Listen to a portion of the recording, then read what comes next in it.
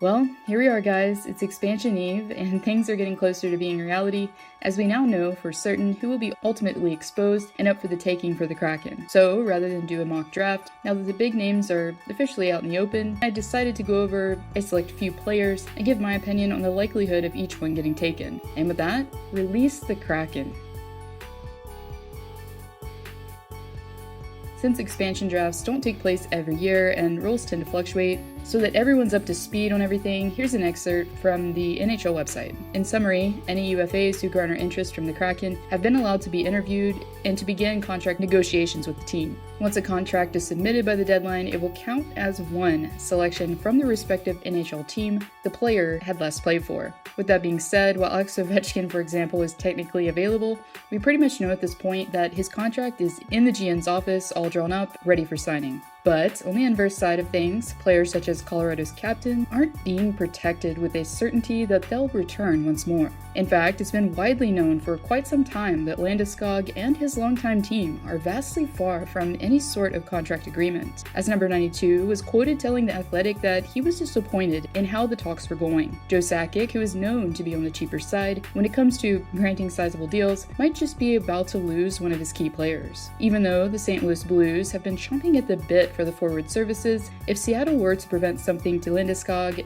it's possible that he could accept. And if Ron Francis has the opportunity, he would be smart to take it, as Landeskog is one of those players you want on your team not only for the talents he brings to the ice, but also the intangibles that you get along with him. As Landeskog, who was the youngest recorded captain prior to Connor McDavid getting his C, has been regarded as one of the best leaders the league has to offer. Getting Landeskog would also make the team tougher to play against on both sides of the ice, as he's excellent at both ends. Also tougher in a sense that he's not afraid to throw a hit or battle in the rough areas, and he would be an excellent net front presence for the power play as well. Sure, he may be asking for $8 million or so a season, but in my opinion, he'd be worth every penny of it.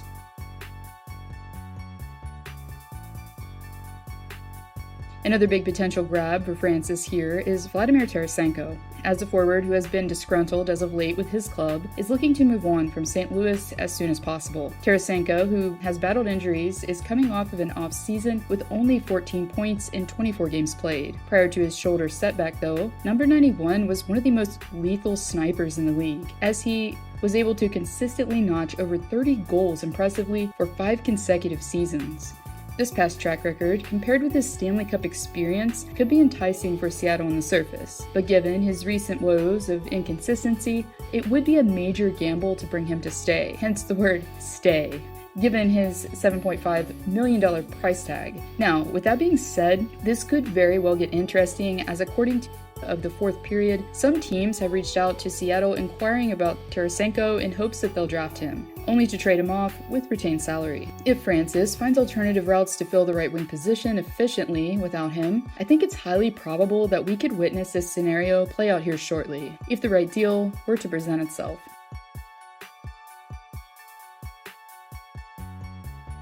As we recently witnessed a trade that sent Jared McMann up from Pittsburgh, it was pretty obvious at that point in time that Kyle Dubas was looking for insurance in case his valuable center was selected in Alex Kerfoot. Kerfoot, who proved to be valuable to Toronto not only due to his speed and intensity, but also for his versatility, as Kerfoot was able to slot in from wing at the center position when need be comfortably. He would be slightly more expensive than McMann, but would prove very useful on the penalty kill and would provide valuable secondary scoring, as he recorded 23 points in 56 games played last season. McMann, although, would be the better shooter out of the two. He's younger, cheaper, and also versatile. He's also excellent at playing a two-way game and was an integral part of Pittsburgh's power play last season, as McMann had the most goals on the man advantage scored at 7 out of the entire team. Looking at both players, I think McMann would appear to be the better option out of the two. Therefore for Dubas, if his intentions were to keep Kerfoot and get something of value for him this offseason, well, the plan would have worked in this scenario, and Francis would greatly benefit from Hextall's fear of McMann being taken in the first place.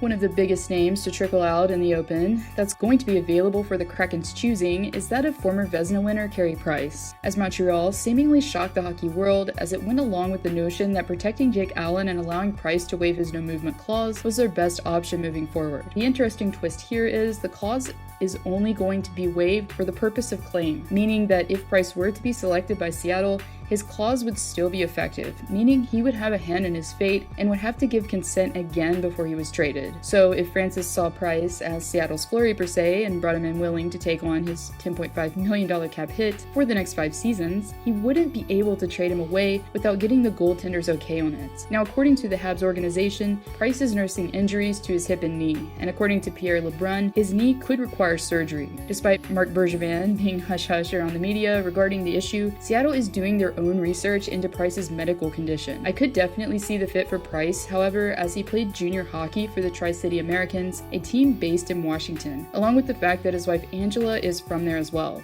Bringing Price in might seem like a huge gamble if you look at the dollar sign, but knowing how well respected he is, his pedigree, and the fact that he was phenomenal in the first 3 rounds last postseason, it seems like the return could be much more than the loss here. Signs are pointing to Price being taken at this point, as according to the franchise has already given Francis the green light to take Carey Price if he wishes to. Even still, taking Price if he intends to return to Montreal by the deadline could prove fruitful as well.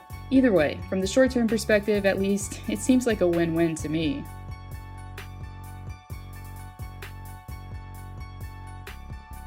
Despite the fact that Calgary was trying to negotiate with the Kraken to keep their longtime defenseman, Treliving and company were forced to relent, as Seattle has been firm with its asking price. As in, it would take a first and third round pick of some sort in order for them to pass on the captain. And really, knowing the value that Jordon could bring to that organization given his leadership, experience, despite the fact that he's now in his late 30s, I think it's a sure steal for Francis, who is known to value his defensive core first and foremost. I mean, for instance, take a look at Carolina today. Jacob Slavin, Dougie Hamilton, Brett Pesce, the list goes on, as Francis was either the director of hockey operations or the GM when the Canes acquired these 3, for instance. Therefore, knowing this, and the fact that Giordano definitely has some good years left in him, I think selecting him would be a no-brainer, especially with the flexibility of his contract, which expires next offseason. So even if the fit doesn't work out, there's no real long-term commitment here in the end.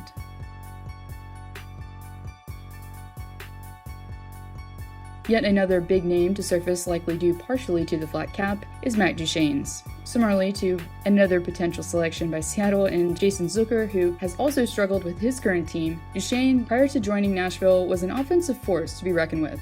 As a forward, had 6 seasons prior to being dealt by Ottawa to Columbus, where he notched at least 50 points, with his best campaign being in the 2013-14 season, where he recorded 70 points in only 71 games played. Now, with Carey Price, yes, his production dipped in the regular season, but given how proven he's recently been in the playoffs, has raised his value in my opinion, potentially to Francis. Duchene, however, hasn't really stood out with the Predators in the postseason either, with just 2 goals and 3 assists in 10 games played, despite a possible upside if Duchene can find his game again given the value and the extent of his contract itself, which would demand a cap hit of $8 million for the next 5 seasons. Knowing about his struggles, I'm not sure if Duchene would be seen as a piece that could be of use due to the cost, and the contract as well would be a tough one to move in my opinion.